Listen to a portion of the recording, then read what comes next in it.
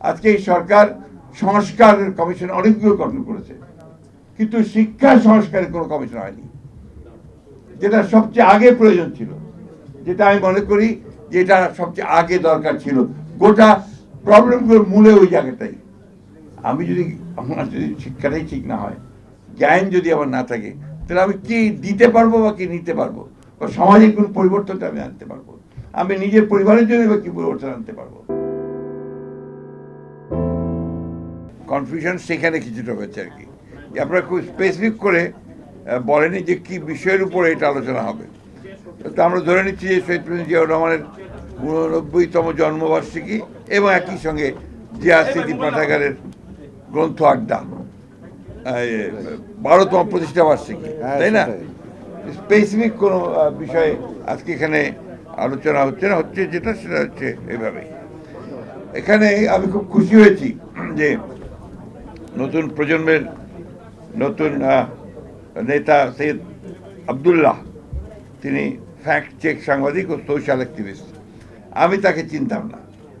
আমি একটা টক শোতে দেখলাম যে একজন তরুণ খুব সুন্দর কথা বলছেন, অত্যন্ত যুক্তি দিয়ে, অত্যন্ত সাবলীল ভাষায় তিনি কথা বলছেন। আমি সেদিনই আমি তার নাম জেনেছি, আজকে তাকে আমি প্রত্যক্ষ দেখলাম।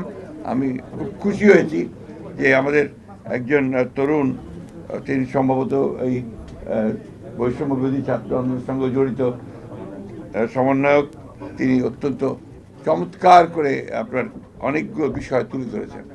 তবে প্রধান যে বিষয়টা তিনি বলেছেন যে এখন বয়ানের রাজনীতি, ন্যারেটিভের রাজনীতি, এটা বিষয়ে আমার একটা ব্যক্তিগত আপনার ধারণা বা একটা কথা আছে। বয়ান বা ন্যারেটিভ এই কথাগুলো আমরা বুঝি, এটা আমাদের সাধারণ মানুষ কিন্তু এখনো বোঝে না। আমি যতদূর আমার কাছে মনে হয়, ন্যারেটিভ আমরা ছাত্র জীবনের ন্যারেশন করেছি, সেখান থেকে ন্যারেটিভ ধরে নেওয়া যায়, আর আপনার বয়ান মানে বক্তব্য ধরে নেওয়া যায়। সাধারণ মানুষ এরা কিন্তু এই বয়ান অথবা আপনার ন্যারেটিভ এই কথা ঠিক অতটা বোঝে না। আরেকটা ক্ষেত্রে যেটা, যে আড্ডা তো আপনার এখন আর এইভাবে হয় না, আড্ডা চলে এসছে এখন আপনার মোবাইলে। এইখানে যে চ্যাট, যেটা আপনার চ্যাটিং হয়, এই চ্যাটিং দিয়েই হচ্ছে আড্ডা, এবং সেখানে আপনার সবাই যুক্ত হয়। সুতরাং রাজনীতি বলুন, অর্থনীতি বলুন, সমাজ বলুন, সব কিছু এটার মধ্যে চলে এসছে, এই একটা জিনিসের মধ্যে চলে এসছে।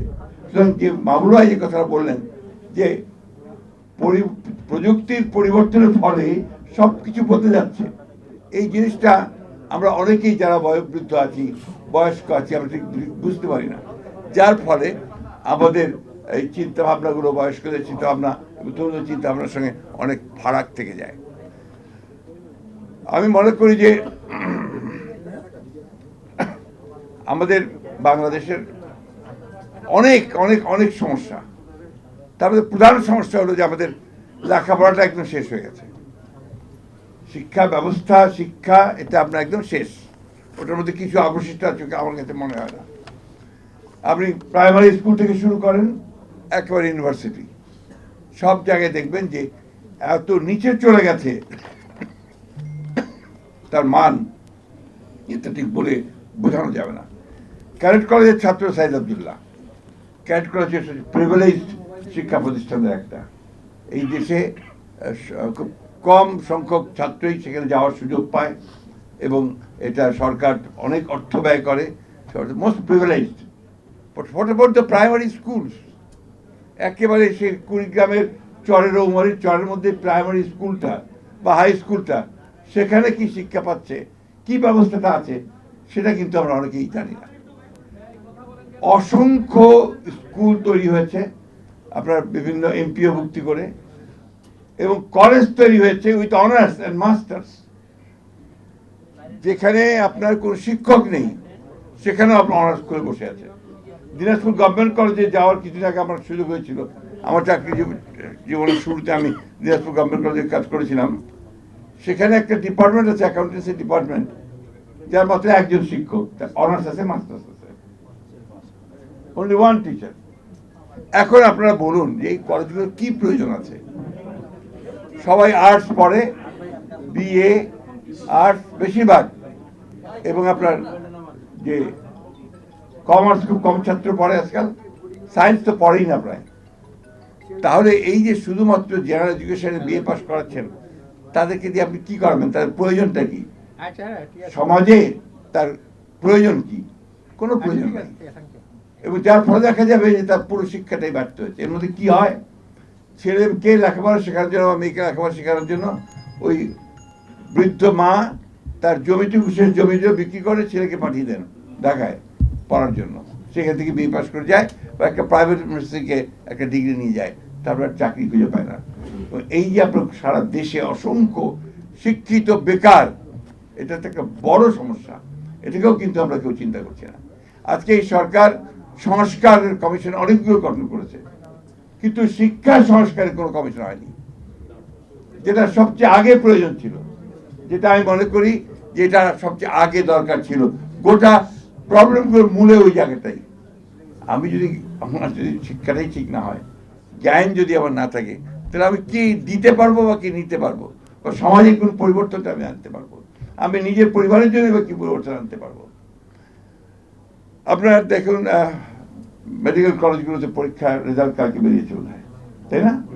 এবং এতগুলো ছেলে পরীক্ষা দিয়েছে, তার মধ্যে কয়েকটা মাত্র 5,500 ছেলে বোধ হয় সুযোগ পেয়েছে বিভিন্ন আপনার সরকারি আপনার মেডিকেল কলেজগুলোতে পড়ার জন্য। বাকিরা কি করবে? আবার তাদেরকে, সবচেয়ে মজার ব্যাপার হচ্ছে হাই স্কুলে লটারি করে ভর্তি হয়। আমি উদাহরণ দিই, আমার ঠাকুরগাঁ জেলা স্কুল, সেখানে লটারি করে ঠাকুরগাঁ ছেলেরা পরীক্ষা দিয়েছে। ক্লাস 3-তে যে ছেলে ভর্তি হবে তাকে যেতে হচ্ছে আপনার গাইবান্ধা স্কুলে। কোন ব্যবস্থা, কি লাভ, এটাতে কি তৈরি হচ্ছে আমি কিচ্ছু বুঝতে পারি না।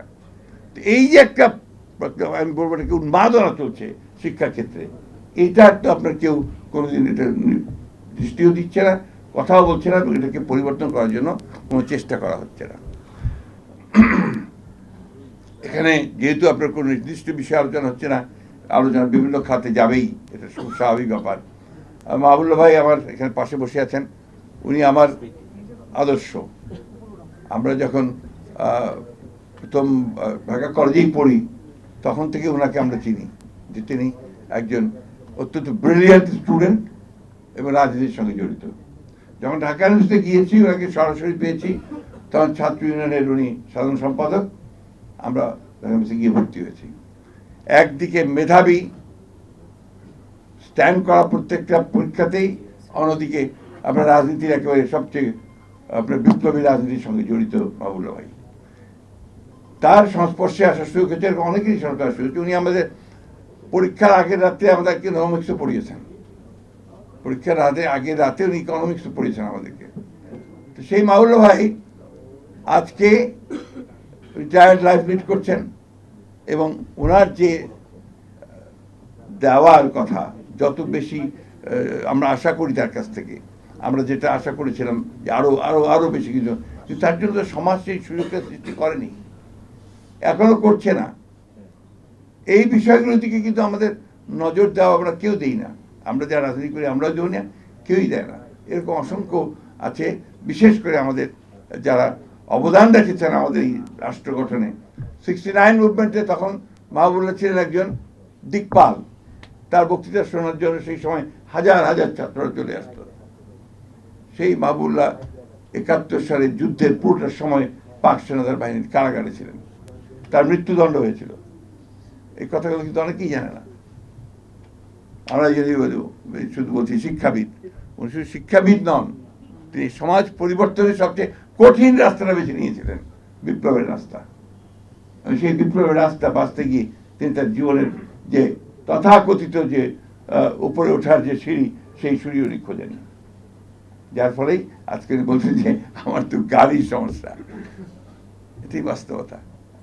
আমি এই জন্য কথাগুলো বলছি যে সমাজ তো আমরা ঠিক যেভাবে চাই সেভাবে সমাজ তৈরি হয়নি, যেভাবে চাই রাষ্ট্র সেভাবে তৈরি হয়নি।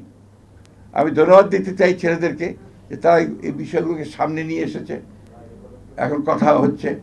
একই সঙ্গে একটা কথা মনে রাখতে হবে সবসময়, যে হঠকারিতা করা যাবে না।